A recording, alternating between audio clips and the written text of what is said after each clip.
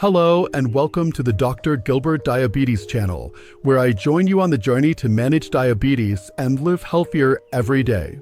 Did you know that vegetables, those nutrient-packed superheroes with all their vibrant colors and shapes, should be the stars of your plate? They're loaded with fiber and essential vitamins, making them powerful weapons against obesity and diabetes. But beware, because believe it or not, there are a few seemingly harmless vegetables that can send your blood sugar soaring out of control. Today, I'm going to reveal the 5 worst vegetables that people with diabetes need to watch out for. I've researched countless foods, but these 5 truly stand out as silent saboteurs of your health. Don't take your eyes off the screen, because by the end of this video, you'll also discover a secret vegetable that recent science warns could be harmful. Hit that subscribe button for Dr. Gilbert Diabetes right now so you don't miss out on critical information and practical solutions to help you take control of this condition. Number 5. Butternut squash delicious, but proceed with caution. Butternut squash, that vibrant orange winter vegetable with a sweet, delightful flavor, is a star in many kitchens. But if you have diabetes, is it a trusty friend or a hidden foe? Join us as we dive into butternut squash, a vegetable that's both nutrient-rich and capable of throwing your blood sugar off balance if not used wisely. So, what's in butternut squash? Here's the detailed breakdown for a 1-cup serving, about 205 grams when cooked. Calories: 82 kilocalories, very low, great for weight management. Carbohydrates: 22 grams. This is the key concern, as high carbs can impact blood sugar. Fiber: 3 grams, aids digestion and slows blood sugar spikes, but not enough to offset the carbs. Protein: 2 grams, minimal, with little effect on blood sugar. Fat: nearly 0 grams, excellent for heart health. Vitamin A: over 450% of the daily recommended value boosts eyesight and immunity. Vitamin C: nearly 50% of the daily recommended value, fights oxidation and reduces inflammation. Potassium: 582 milligrams, supports stable blood pressure, which is crucial for people with diabetes. Its strengths lie in its vitamins and minerals, but the high carbohydrate content can spike blood sugar if you overdo it. The glycemic index, GI, of cooked butternut squash is 51, a low to moderate level, meaning it doesn't raise blood sugar too quickly. However, its glycemic load, GL, is just 3, indicating a fairly mild impact on the body when consumed in moderation. According to a 2018 study from the Journal of Medicinal Food, butternut squash contains beta-carotene, a powerful antioxidant that may help reduce the risk of diabetes-related complications tied to inflammation. However, the American Diabetes Association warns that starchy vegetables like squash require strict portion control, as their carbohydrates break down into blood sugar, especially if not paired with fiber or protein. Butternut squash can still fit into your diet if prepared the right way. Here are some simple ideas. Roast in, cut into small pieces, drizzle with a bit of olive oil, and roast at 200 degrees Celsius 392 degrees Fahrenheit for 25 minutes. Roasting reduces carbohydrates from 8.3 grams to 7.4 grams for 100 grams, according to tests from food chemistry. Soup: blend cooked squash with low-sodium chicken broth and natural spicers like ginger, a cozy, low-calorie dish. Salad: toss roasted squash with greens like spinach and a handful of walnuts to boost fiber and protein, helping balance blood sugar. Avoid eating it raw or fried, as those methods aren't ideal for health. When buying butternut squash, choose ones that feel heavy with hard, uncracked skin, signs of freshness and good quality. Opt for organic squash to avoid pesticides, as the skin can retain chemicals. Steer clear of canned or frozen squash with added sugar or salt. These unnecessarily increase the glycemic load. Ideal portion: half a cup, about 100 grams, per meal to keep carbs at a safe level. Butternut squash isn't the enemy, it's a friend if you know how to prepare and portion it. With its abundant vitamins and delicious flavor, it's an easy way to add nutrition without harming your blood sugar. Try one of our suggested methods and drop a comment below the video. What's your favorite way to enjoy butternut squash? We'd love to hear from you. Number 4. Green peas, small but mighty. Green peas, those tiny, vibrant gems, look so innocent, don't they? But don't let their appearance fool you. This food can be both a great ally and a challenge for people with diabetes. Green peas are packed with impressive nutrition. Green peas offer plenty of benefits, but if you're not careful, they can cause an unexpected spike in your blood sugar. Let's dive in and find out what green peas are really all about. What's in a 1-cup serving of cooked green peas? About 160 grams. Here's the breakdown. Calories: 134 kilocalories, not too high, but worth watching. Carbohydrates: 25 grams, quite a bit, making up most of the calories and potentially affecting blood sugar. Fiber: 9 grams, fantastic for slowing sugar absorption and aiding digestion. Protein: 9 grams, keeps you full longer and stabilizes blood sugar when paired with fiber. Fat: 0.4 grams, almost negligible, great for heart health. Vitamin C: 58% of the daily recommended value, boosts immunity and reduces inflammation.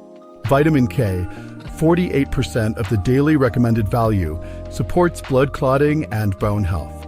Folate: 25% of the daily recommended value, vital for metabolism. Omega-3: a small amount of alpha-linolenic acid, anti-inflammatory and helpful for people with diabetes. Green peas have a glycemic index, GI, of around 48, a low level, meaning blood sugar rises gradually. However, with 25 grams of carbs per cup, eating too much can increase the glycemic load, GL, putting stress on insulin. The upside? Their complex carbs and fiber mean your body processes sugar more slowly than it would with white bread or candy. According to a 2019 study in the Nutrition Journal, green peas contain soluble fiber and plant-based protein, which can improve insulin sensitivity in people with type 2 diabetes when consumed in moderation. However, Diabetes Care also notes that starchy foods like peas require portion control, as their carbohydrates still convert to glucose, especially if not paired with low-starch vegetables. Green peas are easy to prepare and fit well into a healthy diet. Here are some suggestions. Steaming. Lightly steam for 5 minutes with a pinch of salt to preserve nutrients and natural flavor. Salad. Mix half a cup of steamed peas with lettuce, tomatoes, and a tablespoon of olive oil, tasty and balanced. Soup. Blend peas with butternut squash and a bit of garlic for a fiber-rich, low-calorie soup. Avoid frying or cooking with sweet sauces as they add unnecessary fat and sugar. When choosing green peas, opt for fresh or frozen peas without added salt. They retain the best nutrients. Avoid canned peas with syrup or high sodium. Check labels carefully for ingredients. Optimal portion: half a cup, about 80 grams per meal, paired with protein like chicken breast or fish to lessen the blood sugar impact. If buying fresh, thick pods that are bright green with plump peas, signs of freshness and quality. Green peas aren't the enemy. They're a nutritional powerhouse when eaten right.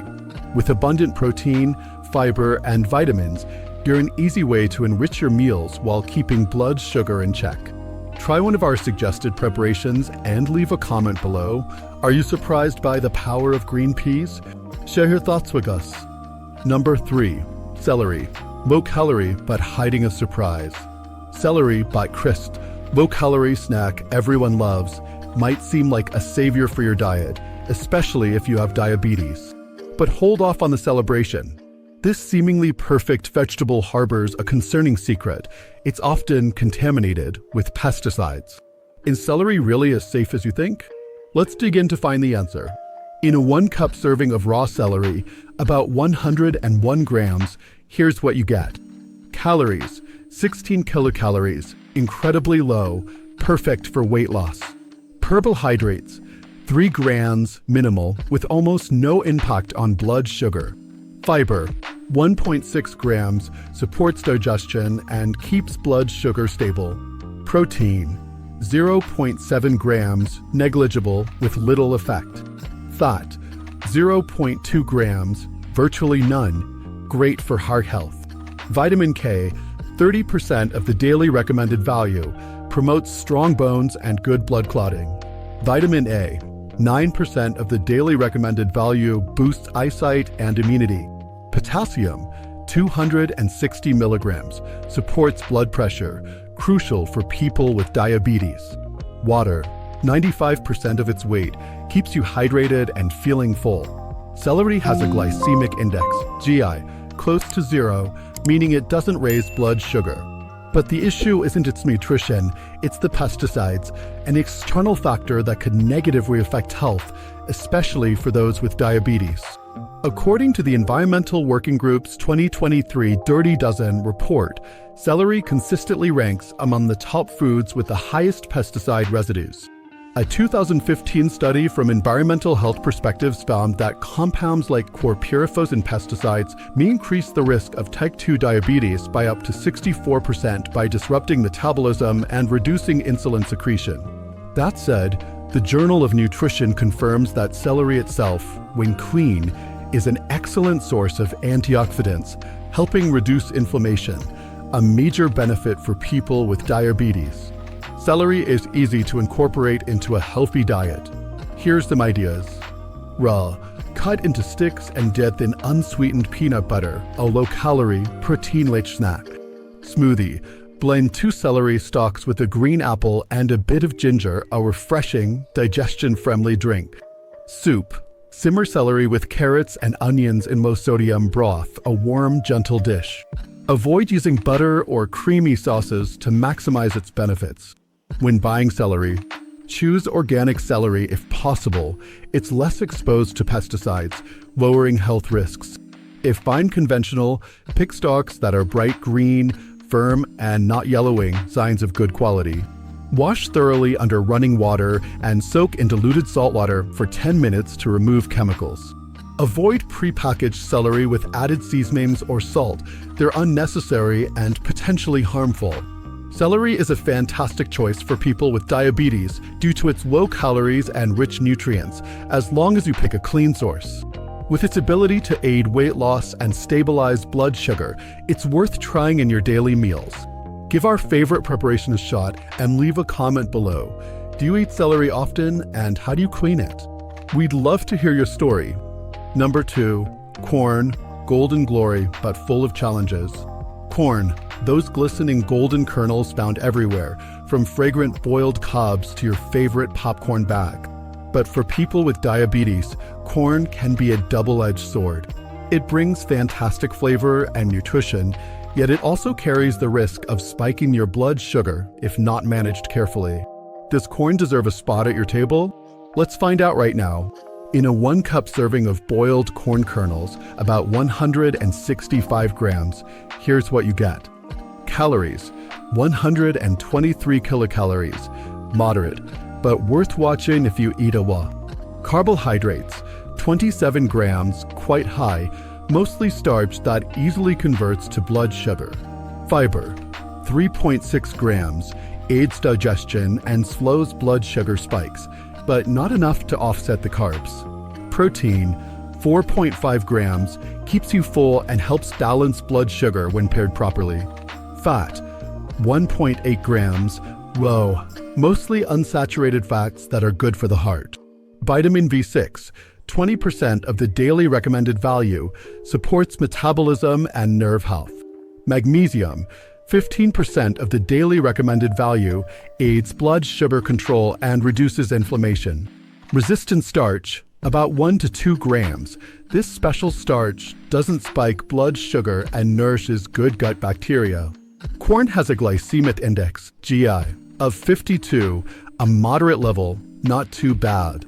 But its glycemic load, GL, reaches 15, much higher than many other vegetables, meaning overeating puts pressure on insulin. The upside is its resistant starch and fiber, but the high carbohydrate content remains a big concern if portions aren't controlled. According to a 2016 study in the American Journal of Clinical Nutrition, the resistant starch in corn can improve insulin sensitivity and lower the risk of type 2 diabetes when eaten in moderation. However, Diabetes Care warns that starchy foods like corn, if overconsumed, can spike blood glucose and contribute to weight gain, two dangerous factors for people with diabetes. Additionally, research from the Harvard Teach Chan School of Public Health highlights that high fructose corn syrup, a corn-derived product, is closely linked to the obesity and diabetes epidemic. Corn can still be part of a healthy diet if prepared the right way. Here are some suggestions. Boiling. Boil fresh corn on the cob for 10 minutes without adding butter or salt. Preserves its natural sweetness. Corn salad. Mix half a cup of boiled corn kernels with cucumber, bell peppers, and a drizzle of olive oil, a light, fiber-rich dish. Grilling. Grill corn with a sprinkle of pepper and herbs instead of butter, tasty and low-calorie. Avoid sugary or buttery popcorn and fried corn dishes as they increase unhealthy carbs and fats.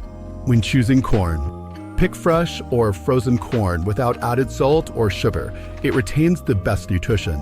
Avoid canned corn and syrup or processed products like high fructose corn syrup. They send blood sugar soaring. Ideal portion, half a cup, about 80 grams per meal, paired with low-starch veggies like broccoli and protein like salmon. If buying fresh corn, choose cobs with green husks and plump kernels, signs of freshness and quality. Corn isn't an absolute enemy. It offers resistant starch, vitamins, and irresistible flavor, but only if you eat it the right way and in the right amount. Try one of our suggested preparations to enjoy corn without worrying about your blood sugar. Leave a comment below the video. Do you prefer boiled or grilled corn? Share with us. Number 1. White potatoes, the top of the caution list. Finally, we've reached the top of the list. White potatoes, a familiar staple in every kitchen, but the biggest challenge for people with diabetes. With their rich, creamy flavor and soft texture, white potatoes are a beloved companion to many, but they can also be a silent enemy if you don't know how to handle them. Why are they so risky? Let's dive in to master this food. In one medium white potato, about 150 grams when boiled, here's what you get. Calories, 130 kilocalories, not too high, but portion size matters. Carbohydrates, 30 grams, a lot, mostly starch that quickly boosts blood sugar. Fiber, 3 grams. If you keep the skin, aids digestion and slows sugar absorption. Protein, 3.5 grams, modest, but enough to help you feel full when cared wisely. Fat, 0.1 grams, virtually none, great for heart health. Vitamin C, 30% of the daily recommended value, boosts immunity and fights oxidation. Vitamin B6, 20% of the daily recommended value, supports metabolism and nerve health. Potassium, 620 milligrams, outstanding, helps stabilize blood pressure, crucial for people with diabetes. Resistant starch, about 2 to 3 grams, if cooled after cooking, doesn't spike blood sugar and feeds good gut bacteria. Boiled white potatoes have a high glycemic index, GI, of 82, meaning blood sugar rises fast. But if cooled, the GI drops to around 50 due to resistant starch. The glycemic load, GL, is 25 for 150 grams, a high level, requiring strict control. According to a 2016 study in the British Medical Journal, women who regularly eat potatoes have an 11% higher risk of developing high blood pressure. The Harvard T.H. Chan School of Public Health also found in 2011 that people who frequently eat fried or baked potatoes gain an average of 3.5 pounds every 4 years, linked to high carbohydrates and unhealthy preparation methods.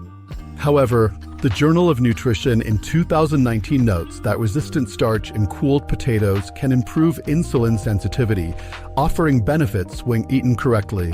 White potatoes can still appear in your diet if you prepare them smartly.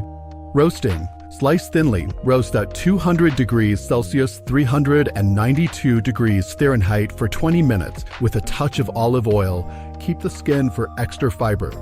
Steaming. Steam whole potatoes for 15 minutes, then let them cool before eating, boosts resistant starch and reduces blood sugar impact. Potato salad. Mix half a cooled, steamed potato with spinach and a tablespoon of unsweetened yogurt, a light, balanced dish. Avoid frying or mashing with butter and cream. They add bad fats and strip away nutrients. When buying white potatoes, choose fresh potatoes with smooth skin and no sprouts. Green sprouts contain solanine, a mild toxin. Opt for organic potatoes to lower pesticide risk, though it's less common than with celery. Optimal portion, half a potato, about 75 grams per meal, paired with low-starch veggies like broccoli and protein like eggs. Avoid prepackaged fries or instant mashed potatoes. They're loaded with bad oils and excess salt. White potatoes aren't entirely the bad guy. They're rich in potassium, vitamins, and resistant starch if you prepare and portion them right. Don't banish them from your plate. Master them instead. Try one of our suggested methods and leave a comment below. What's your favorite way to enjoy white potatoes? Share with us. That's my roundup of the top 5 vegetables, showing that no vegetable is truly harmful if you control your portions. From potatoes to squash, it's all about balance. Avoid canned vegetables high in salt or sugar. Rinse them if needed, and fill half your plate with low-starch options like spinach or broccoli. If you'd like to explore more nutrition tips and healthy living strategies to manage diabetes, subscribe to the Dr. Gilbert Diabetes channel now. I bring you new content every week to support you.